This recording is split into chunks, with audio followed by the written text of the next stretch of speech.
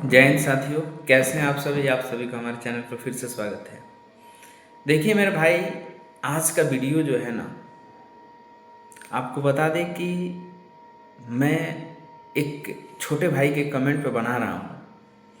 उन्होंने ये कमेंट किया था कि भैया आप अपने थोड़ा सा स्ट्रगल के बारे में शेयर करिए।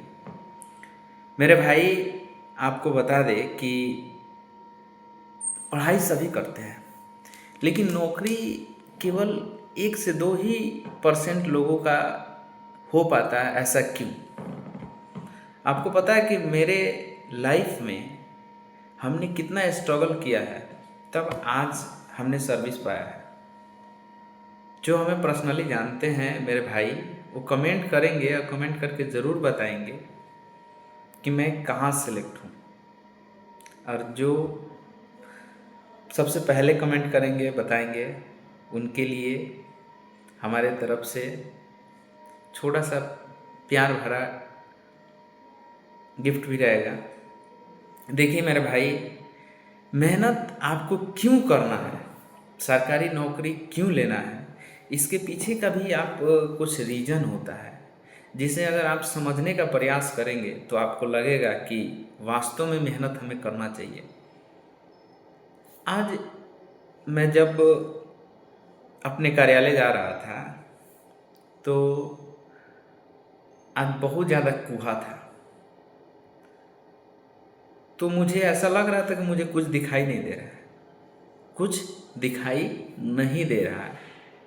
ऐसा लग रहा था कि कोई गाड़ी आएगा, अचानक आदमी उसमें टक्कर मार देगा। तो स्टडी पीरियड मुझे याद आया कि सेम उससे रिलेट मैंने किया, तो मुझे भी ऐसा लगा कि अगर स्टडी करते करते करते करते मेहनत करते करते आप जब आगे की तरफ बढ़ेंगे तो आपको खुद ब खुद रास्ता दिखाई देते चला जाएगा। उस कुएं से मैंने अपनी लाइफ को रिलेट किया, और जैसे जैसे कुहा काफ़ी ज़्यादा था, कुहासा ज़्यादा था, तो हम धीरे धीरे आगे बढ़ते गए। हमको रास्ता दिखाई देने लगा और हम चले गए। हम सोच रहे थे आज ऑफिस नहीं जाएंगे, आज छुट्टी मार देते हैं, काफ़ी के ज़्यादा कुहासा था इसलिए। लेकिन मैं आगे बढ़ते गया और मुझे कुहासा ख़त्म होते होते होते होते ख़त्म हो गया और हम अपने मंजिल पे पहुंच गए। तो मेरे भाई, आपकी भी लाइफ में सेम इसी तरह का पोजीशन आता है, कभी अप कभी डाउन, कभी अप कभी डाउन। कभी लगता है कि मुझसे नहीं हो पाएगा, इतनी बड़ी संख्या में लोग फॉर्म भरते हैं, सिलेक्शन बहुत कम लोगों का होता है। कुछ बच्चे कहते हैं सेटिंग से किसी का सिलेक्शन हो गया। मेरे भाई, आपके आस पड़ोस वाले जितने भी लोग होते हैं ना, तो जब आप एग्ज़ाम देने के लिए जाते हैं तो आपकी ऊपर उन लोगों की नज़रें टिकी हुई होती हैं कि फलानवा के लड़का, फलानवा के भाई एग्ज़ाम दे गई बा। चाहे वो रेलवे का एग्ज़ाम हो, एसएससी का एग्ज़ाम हो, बिहार पुलिस का एग्ज़ाम हो, यूपी पुलिस का एग्ज़ाम हो, अदर कोई भी एग्ज़ाम हो, वो जब देने जाता है तो उस पर सबकी नज़रें टिकी हुई होती हैं। और जब वो एग्ज़ाम देकर वापस आता है तो लोग उससे पूछते हैं कि आपका एग्ज़ाम कैसा रहा। तो आप बोलते हैं कि एग्ज़ाम एवरेज ही हुआ है। तो समझने वाला समझ जाता है कि क्या बात है। जब रिज़ल्ट आता है तो आप ये बहाना बनाते हैं अपने घर वालों से कि भैया, पापा, मेरा तो एक ही नंबर से छूट गया।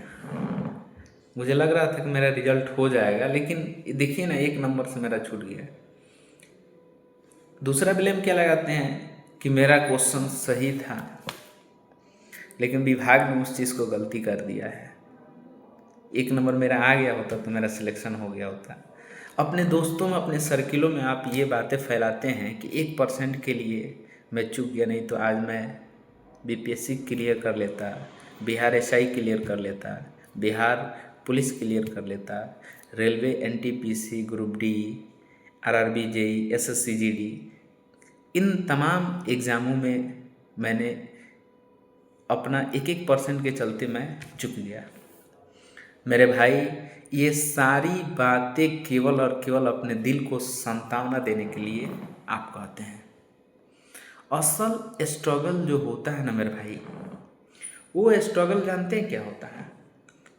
जब आप कट ऑफ से ज़्यादा नंबर लाते हैं, तब आपको इन सारी चीज़ों का टेंशन ही ख़त्म हो जाता है कि मुझे इन 100 नंबर का पेपर है, मुझे 70 नंबर लाना है, 75 नंबर लाना है। अरे मेरे भाई, 70 नंबर 75 नंबर छोड़िए, आप ये सोचिए कि कट ऑफ से मैं 5 नंबर 7 नंबर एक्स्ट्रा नंबर लाऊं। इस किस तरह से मेहनत करूं कि ये नंबर मुझे आए। मैं बहुत पढ़ने में एवरेज स्टूडेंट था, लेकिन एक नहीं होता है कि आप बचपन में कछुआ और खरगोश की कहानी सुना होगा। कछुए को अपने स्पीड पर काफ़ी नाज था, लेकिन वो रेस नहीं जीत पाया। एग्ज़ाम में वैसे ही होता है। आप एग्ज़ाम सेंटर पर जाइएगा ना, तो बहुत सारे विद्यार्थी मिलेंगे जो आप पूछिएगा, बाबर के बारे में पूछिएगा ना, तो बाबर के माता पिता भाई बहन यहाँ तक कि पूरा बायोडाटा खंगाल के आपके सामने रख देंगे। लेकिन जब एग्ज़ाम हॉल में से आएंगे दे करके, तो जानते हैं उनके मन में क्या होता है? बड़ी कन्फ्यूज़न रहता है कि हुमायूं का मकबरा कहाँ है, दिल्ली का लाल किला किसने बनवाया, आगरा का ताजमहल किसके द्वारा बनाया गया। तो ये सारी चीज़ें उनके मन में कन्फ्यूज़न रहता है। लेकिन कुछ बच्चे बार बार किसी चीज़ को प्रैक्टिस करते हैं, याद करते हैं और आगे बढ़ते रहते हैं, निरंतर आगे बढ़ते रहते हैं और वे सफल हो जाते हैं। तो मेरे भाई, लाइफ में अगर सफल होना है तो सबसे बड़ी मोटिवेशन ये है कि आप अपने माता पिता को ये देखिए कि उन्होंने अपना लाइफ कैसे बिताया है। अगर वे स्ट्रगल करके आपको कह रहे हैं कि मेरा बेटा पढ़ेगा, वो पढ़ना चाहता है और उसके पढ़ाने के लिए मुझे मजदूरी करना पड़े तो मैं मजदूरी करूँगा, और वो पिता मजदूरी करके आपको पढ़ा रहा है, तो मेरे भाई एक एक पैसा जो है ना, बड़ी मेहनत से वो कमा करके आपको दे रहा है। चाहे आपको किताब खरीदना हो, कलम खरीदना हो, बुक खरीदना हो या कोई बैच लेना हो, तो मेरे भाई उनके द्वारा मेहनत की गई पैसे का आप सही जगह इस्तेमाल करिए और एक सफल विद्यार्थी बन करके उनको दिखाइए। और जब आप एक सफल विद्यार्थी बन करके उनके सामने जाइएगा ना, तो जो खुशी उनको मिलेगी ना मेरे भाई, आपके माता पिता को, वो खुशी आप करोड़ों रुपये दे दीजिएगा ना, तो नहीं हो पाएगा उनकी वो खुशी। तो मेरे भाई, आप कमेंट ज़रूर करिए कि आप अगला वीडियो हमसे किस पे मतलब बनाने के लिए कहते हैं, तो मैं वीडियो ज़रूर बनाऊँगा। और मैं सफल हुआ हूँ, जिस रास्ते को मैंने फॉलो किया है वही रास्ते आपको भी दिखाऊंगा और आपको भी सफलता दिलाऊंगा। ठीक है? जय हिंद।